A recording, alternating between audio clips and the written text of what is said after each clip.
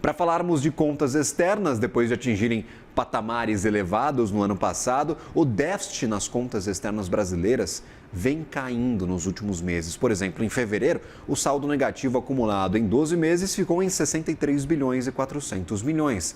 O montante equivale a 2,71% do PIB. A queda é de quase um ponto percentual na comparação com o mesmo período lá do ano passado, quando o déficit era de 3,67%.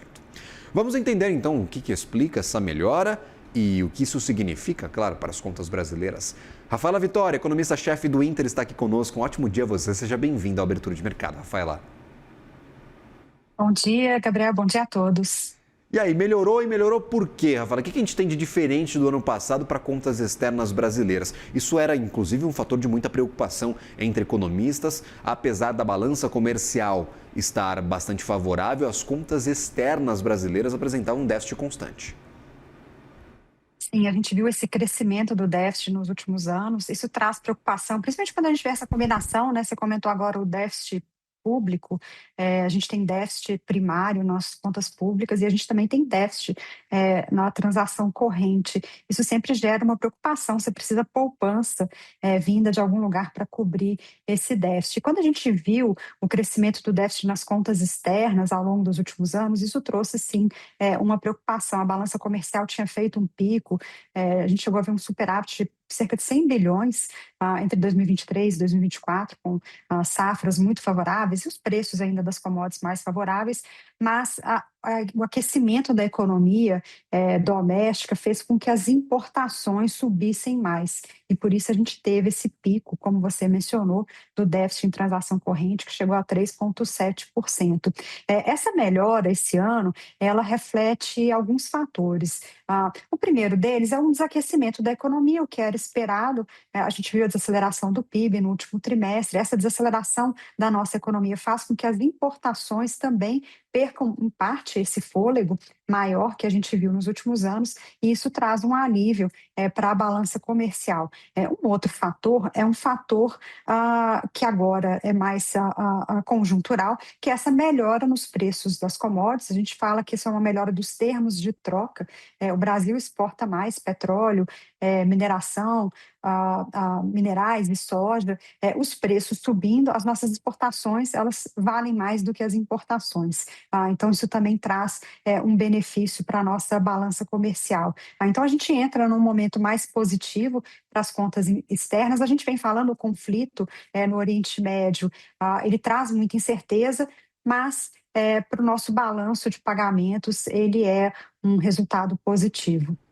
Perfeito. E aí, por exemplo, quando a gente olha para o PIB, a gente vê ali aquele detrator de importações perdendo força. Isso deve continuar? É a tendência para 2026, já que temos uma economia um pouco mais, com um crescimento um pouco mais lento, um aquecimento menor. Uma demanda, por exemplo, de gastos das famílias menor também, crescimento menor no final do ano passado. O gasto do governo acaba concentrando aí o crescimento, pelo menos na ótica da demanda do PIB. Esse movimento ele é talvez estrutural para 2026, você acredita, Rafaela? A gente espera uma importação mais branda esse ano, o consumo das famílias, como você bem comentou, ele tende a crescer menos, então desde viagens até mesmo a conta de serviços deve ter uma pequena melhora, a importação de pequenos bens. A gente fala muito, né, das importações de pequenos valores, hoje feita principalmente pelos exportadores chineses, que no acumulado, né, dos últimos anos tem se transformado num volume bastante significativo, também perde força na margem, e infelizmente a gente tem uma queda de importação, que essa não é positiva, que é a de bens de capital. A taxa de juros no país ela ainda é muito restritiva, a gente começa a ver uma desaceleração mais forte do investimento. A gente teve um crescimento do investimento nos últimos anos, pós-pandemia, pós-privatizações, concessões, acelerou bastante a importação de máquinas e equipamentos, e a gente vê agora também essa desaceleração. Essa não é tão positiva, menos investimento é um sinal ruim para o PIB futuro, mas no presente a gente tende a ver esse alívio no balanço de pagamento, sim. Perfeito. E aí, por exemplo, isso de alguma forma, mexe com a estrutura das contas brasileiras. Eu queria entender de forma mais ampla quais são os problemas, talvez, de déficits tão elevados assim. Você falou um pouco sobre eles. Eu queria entender, neste cenário de casamento, de déficit fiscal, déficit nas contas externas, o que isso significa, talvez, para a estrutura da nossa economia brasileira, Rafaela? A gente não tem um déficit nas contas externas preocupante. O que preocupou nos últimos anos foi a tendência, quando você vê uma Uhum. tendência de piora, você se preocupa onde que vamos, né, chegar.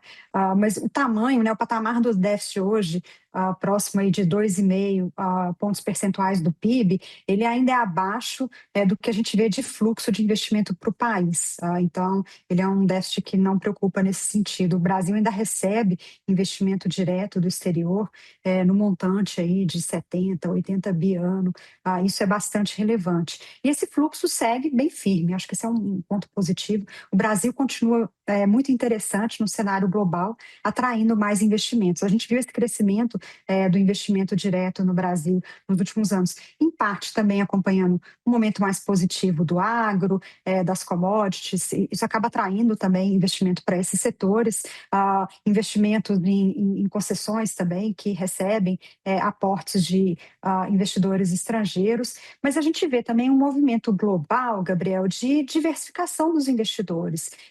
Desde a pandemia, a gente vê uma preocupação grande, tanto com China e Rússia, dois exemplos, a Rússia porque entrou em conflito com a Urânia e recebeu várias sanções, e a China que se fechou um pouco mais pós-pandemia, e os investidores, num cenário de maior incerteza, passam a buscar mais diversificação. O Brasil se sai bem nesse cenário, apesar, né, dos nossos problemas estruturais. Acho que principalmente o risco fiscal ainda é um risco relevante na avaliação dos investidores estrangeiros. No relativo, né, em relação aos nossos pares, ele já não é um risco mais tão significativo quanto ele foi lá em 2014 e 15. Hoje, vários países têm problemas fiscais semelhantes. Então, o Brasil passa a ser um país mais interessante para essa busca por diversificação. E isso tem resultado em investimento direto do setor externo nesse nível bastante elevado, e por isso hoje a gente olha as contas externas do Brasil no patamar relativamente aí de equilíbrio, uma balança comercial muito forte. A gente tem um déficit em transação corrente pelo lado dos serviços, a gente ainda importa muitos serviços, a gente ainda tem pagamento de dividendos, parte desse pagamento de dividendos para fora é relacionado também a serviços, empresas prestadoras de serviço no Brasil que acabam remetendo dividendos para suas matrizes, mas quando a gente olha no combinado com o que a gente recebe de aporte, o Brasil hoje, a gente pode dizer que a gente não vê um risco nas nossas contas externas. A gente segue bem e agora com uma tendência ainda mais positiva. Perfeito. E aí, por exemplo, o Rafaela, muito se fala da exploração de materiais críticos, de minerais de terras raras. Isso é um fator, talvez, para trazer mais investimento aqui para o Brasil, já que a gente está tentando forjar alguns acordos com os Estados Unidos, talvez com a China, para trazer esse investimento para cá. Pode ser um novo salto de investimentos externos, diretos, aqui no Brasil, para projetos mesmo, para pagar salário, para montar infraestrutura? Pode ser, é um setor interessante, a gente vê muito interesse dos investidores estrangeiros nesse setor, mas acho que o mais interessante para o Brasil hoje é tentar diversificar um pouco mais na nossa economia.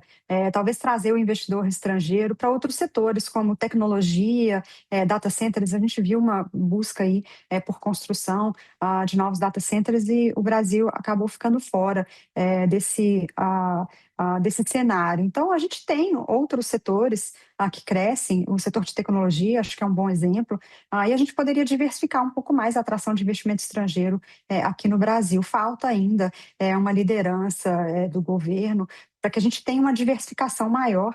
A nossa economia hoje é bastante diversificada, ah, é, não seria tão interessante a gente continuar sendo muito concentrado quando a gente atrai investidor estrangeiro, somente olhando para setores de commodities, mineração, a indústria extrativa em geral.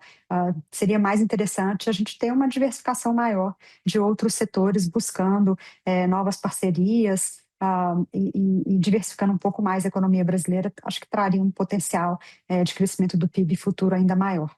Exatamente. Fala Vitória, economista-chefe do Inter. Minha cara, sempre um prazer conversar contigo. Até uma próxima. Obrigada e bom dia a todos. Valeu, um ótimo dia a você.